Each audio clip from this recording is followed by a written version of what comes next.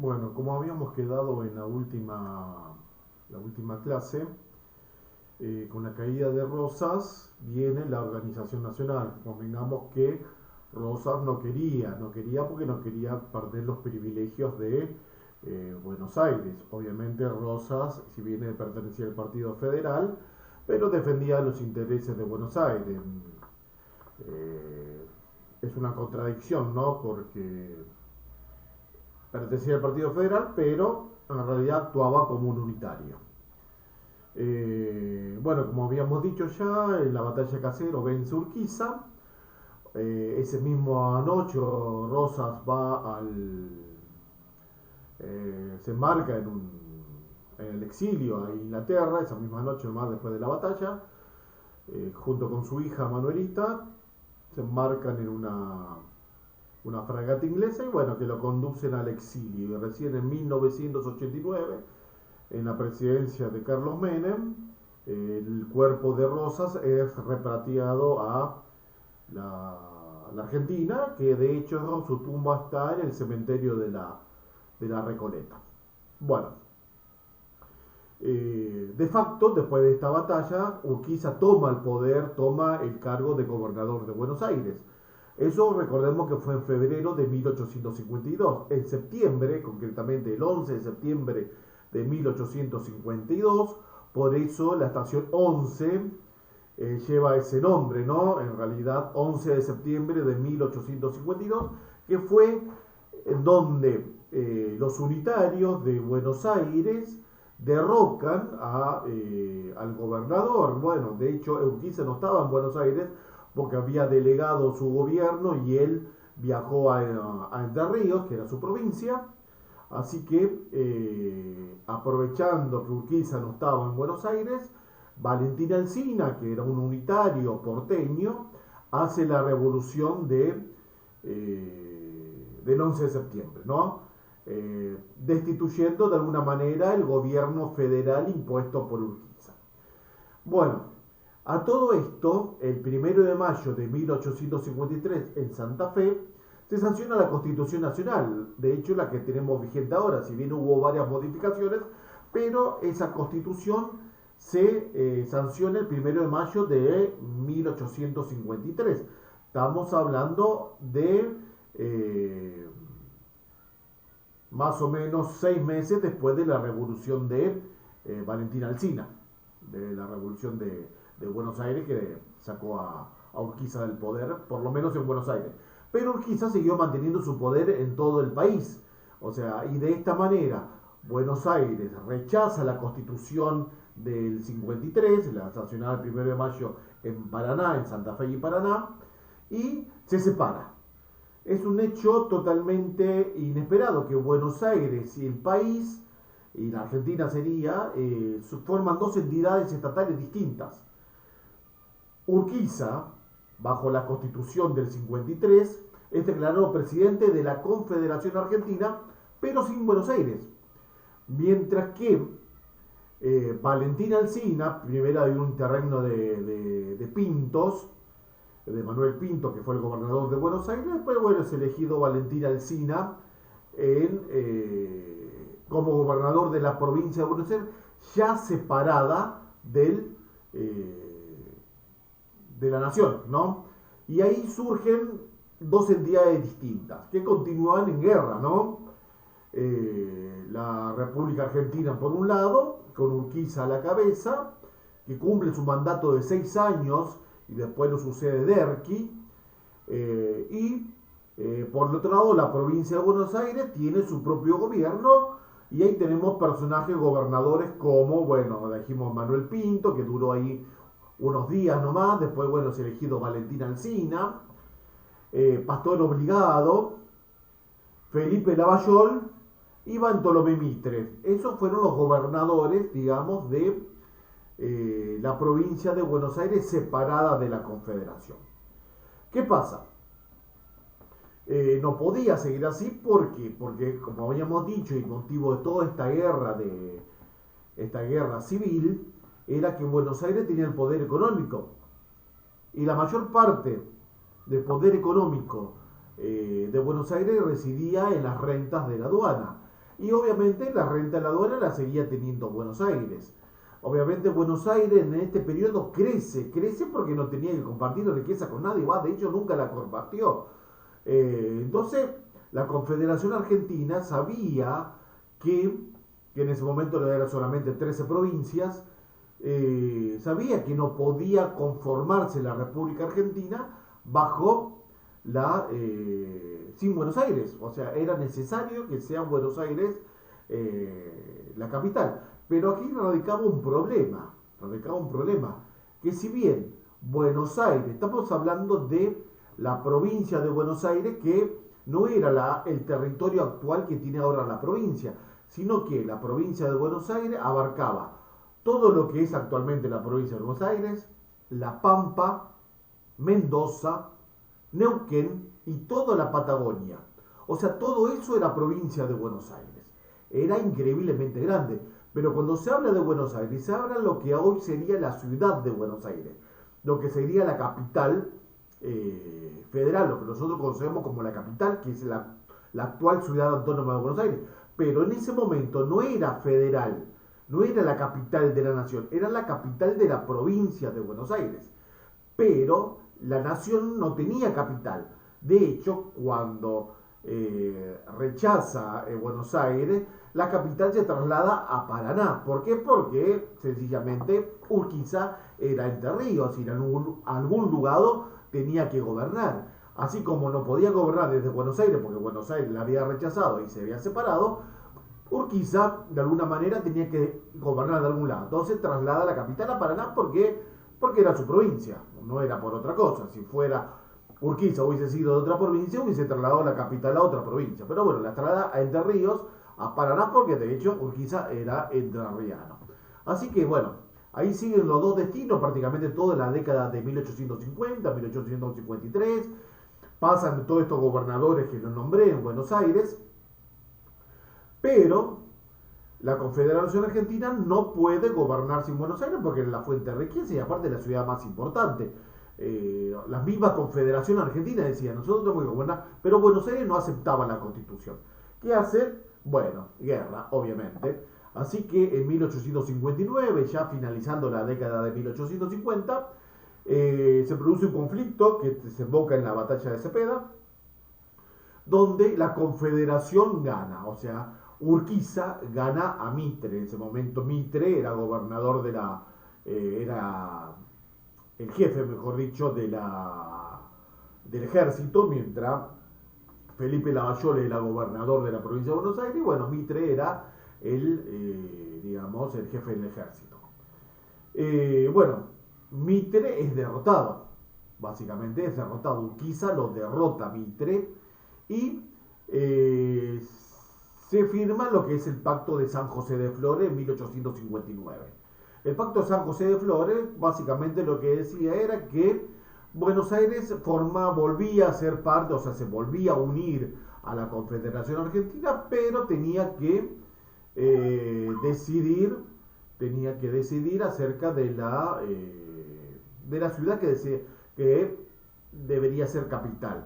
Obviamente la provincia de Buenos Aires no quería desprender de su capital, que en ese momento era la ciudad de Buenos Aires. No quería desprenderse, porque era la fuente de riqueza. Bueno, si bien el Pacto de San José de Flores no se acuerda, es como que no se toca, porque el tema era muy excluyente, el tema de la federalización de la ciudad de Buenos Aires. Bueno, la cosa que se une de vuelta en 1859, se une de vuelta la provincia de Buenos Aires a la Confederación. En este momento teníamos allá a Bartolomé Mitre como gobernador de la provincia y a Santiago Derqui como presidente de la Confederación Argentina. Y Urquiza seguía siendo el jefe del ejército de la República Argentina o la Confederación Argentina, como llamaban ellos. Así las cosas que el pacto fracasa, ese pacto de San José de Flores termina fracasando. ¿Por qué? Porque si bien se incorporaba a la nación Buenos Aires, pero Buenos Aires no quería nacionalizar la aduana, no quería entregar su capital, así que obviamente fracasa. Obviamente, al fracasar se produce un nuevo conflicto, una nueva guerra entre Buenos Aires y la Confederación. En este caso es la batalla de Pavón de 1861, que es lo que hace que en esta vez se gana, así como la batalla de Cepeda ganaron las fuerzas nacionales, digamos la República Argentina le gana a Buenos Aires, en este caso Buenos Aires derrota a la Confederación Argentina. Mitre, al mando de los ejércitos porteños, derrota a Urquiza en la batalla de Pavón en 1861. De esta manera, todavía no finaliza la guerra civil porque, como habíamos dicho, la guerra civil recién finaliza en 1880, o sea, falta 20 años todavía para que finalice la guerra civil. Estamos más o menos en 1861. Así que bueno, ahí en ese momento Buenos Aires, bueno, ratifica que se incorpora a la Confederación, pero bajo las condiciones de Buenos Aires. ¿Qué hace Buenos Aires? Manda al Ejército Nacional a someter a todas las provincias compulsivamente, o sea, de facto, de forma violenta, a someterse al gobierno de Buenos Aires. Así que de una manera, Mitre es es designado presidente de la nación en 1862. Así que ahí empieza, digamos, la formación del Estado Nacional. Lo que hace Mitre en principio es, de alguna manera, someter a todo el interior, mandando el ejército. Ahí tenemos los últimos caudillos federales, bueno, Felipe Varela en Catamarca, López Jordán en Entre Ríos y el Chacho Peñalosa, Vicente Chacho Peñalosa en La Rioja. Bueno, obviamente todos estos levantamientos federales son sofocados a través de la represión e imposición del gobierno nacional enviado por Buenos Aires. Así que el Estado moderno, de alguna manera, que conocemos hoy como la República Argentina, se va conformando en estas, como llamamos, presidencias fundadoras, porque Bartolomé Mitre, más allá del cuestionamiento o de cómo llegó al poder después de la derrota a la Confederación en la batalla de Pavón, lo que hace es formar el Estado moderno. Bueno, ya dejamos ese Estado que venía formándose de la época de Rosas, recordemos la anarquía, digamos, esa inestabilidad política de la década de 1820, la batalla de la independencia, ya para 1820 y pico, 24, ya habían terminado las batallas de la guerra de la independencia, así que había que conformar de una vez por todas el Estado argentino, ¿no? El Estado tal como lo conocemos ahora, el Estado moderno argentino,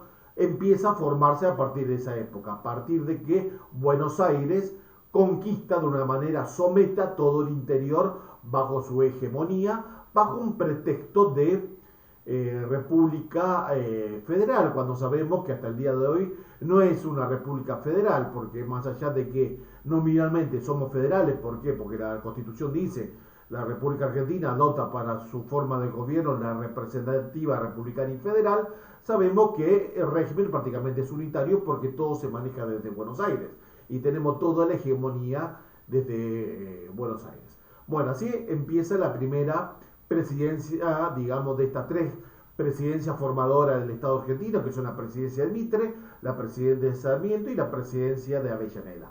Pero recordemos que hasta ese momento no había ciudad que era una capital federal. Obviamente Mitre, cuando ganan la batalla de Pavón, traslada, o sea, Derqui gobernaba desde Paraná. Cuando en el 61, y concretamente en el año 1862, cuando Mitre asume la presidencia de la nación, traslada las autoridades nacionales a Buenos Aires. Pero Buenos Aires no era la capital de la nación. Buenos Aires seguía siendo la capital de la provincia de Buenos Aires.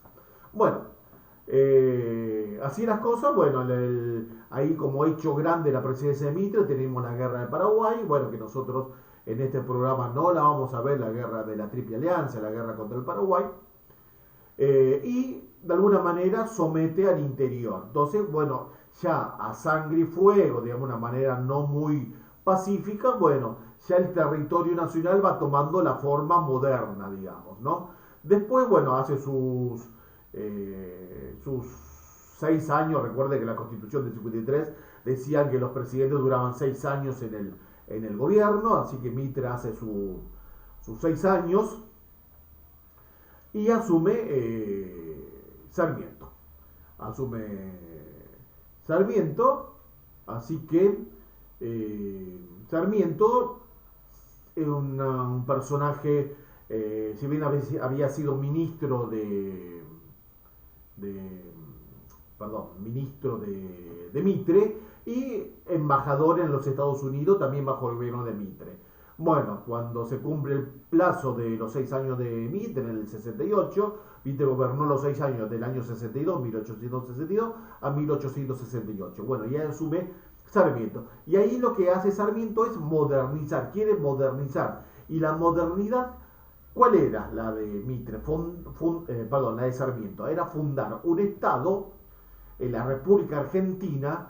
No, él de alguna manera estaba, no sé si lo odiaba, pero no quería, de hecho Sarmiento era unitario, si bien era sanjuanino, nació en San Juan, pero simpatizaba, o de hecho era unitario, más unitario que muchos porteños, a pesar de ser provincianos. De hecho, como dije recién, Sarmiento nació en San Juan, era sanjuanino. La cosa es que Sarmiento quería la Argentina bajo un modelo europeo. Tengamos en cuenta que Estados Unidos todavía no era la gran potencia. Recién Estados Unidos va a ser la gran potencia mundial después de la Primera Guerra Mundial, allá de 1914. Falta todavía unos 30, 40 años para que Estados Unidos surja. La potencia europea era Europa en general y concretamente Inglaterra. Inglaterra era la potencia mundial en esa época.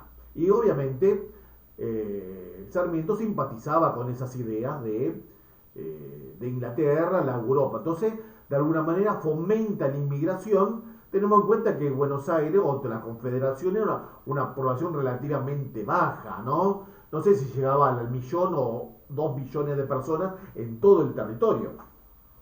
Así que fomenta la inmigración. Pero con la idea de Sarmiento era que la inmigración sea de los países, digamos, como él llamaba, más avanzados: Inglaterra, Francia, Alemania. Esos países, esos inmigrantes, quería que venga Sarmiento. ¿Para qué? Para de alguna manera construir el Estado Nacional Argentino conforme al modelo europeo y conforme a la idea o a la cultura de esos países, los países básicamente del norte de Europa. Bueno, lo que pasa es que la inmigración europea hace que vengan otro tipo de europeos, justamente los que Sarmiento medio que no quería, concretamente españoles e italianos, que era la parte sur de Italia. Siempre la parte norte de Italia, hablando de Francia, Inglaterra, Alemania, Austria, Bélgica, Holanda, los países escandinavos, Finlandia, Suecia, Noruega, eran los países, digamos, más avanzados. De hecho, hoy en Europa, bueno, si bien hay una cierta hegemonía ahora después de la Comunidad Europea, esos países de Europa eran, ya en esa época, eran más avanzados. Esos inmigrantes deseaba que Sarmiento venga acá, pero vinieron los del sur de Italia, los de la de Europa más pobre. Estamos hablando de España e Italia, por eso nosotros tenemos tanta ascendencia italiana y española, porque en esa época hay dos grandes oleadas. Primero esa oleada en la época de Sarmiento, después la otra oleada a partir de 1930, 1940, que algunos todavía abuelos todavía persisten después de la Segunda Guerra Mundial, bueno, que son los abuelos quizás españoles o italianos, que ahora rondan más o menos los 80 años, que son nacidos más o menos en 1930 en Europa, concretamente en Italia y en España, y que vinieron acá siendo muy chicos. Entonces, esa es la segunda inmigración, pero estamos en la primera inmigración de 1870, más o menos, bajo la presidencia de Sarmiento.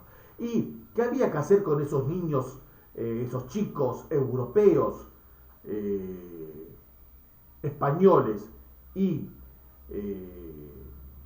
italianos? Había que argentinizarlos, había que esa población gran masiva que vino de España, y España había que volverlos argentinos. ¿Y cómo los volvemos argentinos? ¿Por qué? Porque en las casas, obviamente, si no había ninguna institución pública que lo pudiera argentinizar, obviamente estos chicos, porque obviamente venían familias enteras, esos chicos o ya los hijos de estos inmigrantes que ya nacían como argentinos iban a tener la cultura de sus padres, ¿no? Obviamente que en la casa se hablaba el idioma original, se veneraba a los países de origen, obviamente nacían en Argentina, pero no eran argentinos porque eran hijos de inmigrantes europeos. Entonces Sarmiento, ¿qué hace? Quiere argentinizar a esos niños. ¿Cómo volvemos argentinos a estos hijos de inmigrantes? A través de las escuelas. Por eso a Sarmiento se lo tiene digamos, pasó a la historia como ser el padre del aula, el fundador de las escuelas, el gran maestro. Pero en realidad lo que pretendía Sarmiento era argentinizar a esos chicos. Hacía que creó las escuelas públicas, porque a través de la Ley Federal de Educación, que era laica y obligatoria. Laica significa que no pertenecía a ninguna religión, porque hasta ese momento era solamente los privilegiados tenían educación, la gente más rica, que podía tener tutores. Los chicos de las clases altas porteñas lo que hacían era tener tutores, o sea, venían maestros a sus casas y ahí les enseñaban a leer y a escribir. Los chicos pobres lamentablemente no tenían esa capacidad, así que normalmente eran analfabetos. Cuando llega esta inmigración, ahí Sarmiento funda lo que son las escuelas públicas para todo el mundo, argentinos e inmigrantes, hijos de inmigrantes, todos los niños tienen que asistir a la escuela. ¿Y para qué? Primero para comprender lo que es la lectoescritura, ¿no? O sea, aprender a leer y a escribir, y las sumas básicas de matemática, suma, resta, multiplicación y división, básicamente. Pero el objetivo era construir en esos chicos un sentimiento de identidad argentina. Por eso se empieza a hablar de los símbolos patrios, la bandera, el cantar el himno, a izar la bandera todos los días. Era forma de argentinizar, y de alguna manera esos chicos se unían, ¿no? Se unían de todas las clases sociales. Esas escuelas, en el como lo fue, lamentablemente, después, bueno, las escuelas públicas hoy no gozan de buena calidad, pero en esa época era eso. Todo el mundo se juntaba en las escuelas. El hijo del rico hasta el hijo del pobre, todos iban a la misma escuela. Y ahí se producía una cierta hegemonía y esos chicos se iban de una manera argentinizando. Esa es la primera generación de argentinos, digamos, como lo conocemos ahora, como somos nosotros. Esa primera generación de argentinos nació justamente en esa época a través de las escuelas. Y ahí surge también lo que es